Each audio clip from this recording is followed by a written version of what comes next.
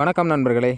உடலில் இருக்கக்கூடிய சளி மற்றும் நுரையீரலில் இருக்கக்கூடிய சளி எப்படி வெளியேற்றுதுங்கிறது இந்த வீடியோவில் பார்க்கலாம். வெற்றிலையானது நமது முன்னோர்கள், நம்ம தாத்தா பாட்டி அனைவரும் தினமும் பயன்படுத்திய ஒன்று. முதல்ல இதுக்கு 2 வெத்தலை எடுத்துக்கோங்க. வெற்றிலையின் காம்பு மற்றும் நுனிப்பகுதி 2யும் கட் பண்ணி எடுத்துக்கோங்க. பின்பு அதன் கூட 2 ஏலக்காய் சேர்த்துக்கோங்க. ஏலக்காய்ங்கிறது நம்ம சுவாசம், மூக்கடைப்பு, துர்நாற்றம் ஈர்களுக்கு ரொம்ப நல்லது. 2 லவங்கம் அது கூட சேர்த்துக்கோங்க. லவங்கமானது பற்கள் சம்மந்தப்பட்ட பிரச்சனைகளுக்கு ஒரு நல்ல தீர்வு கொடுக்கும். கூடவே 5 மிளகு எடுத்துக்கோங்க. இந்த மிளகானது நுரையில் இருக்கிற கெட்ட கிருமிகள், உடம்பில் இருக்க கெட்ட கொழுப்பு எல்லாத்துக்குமே பயனளிக்கக்கூடியது. கூடவே கொஞ்சம் வெல்லம் எடுத்துக்கோங்க. இது மொத்தத்தில் சமநிலைப்படுத்தி கொடுக்கறதுக்கு உதவி செய்யும். அப்படியே மடித்து மென்று அதோட சாரை முழுங்கிட்டு சக்கையை கீழே துப்பிடலாம்.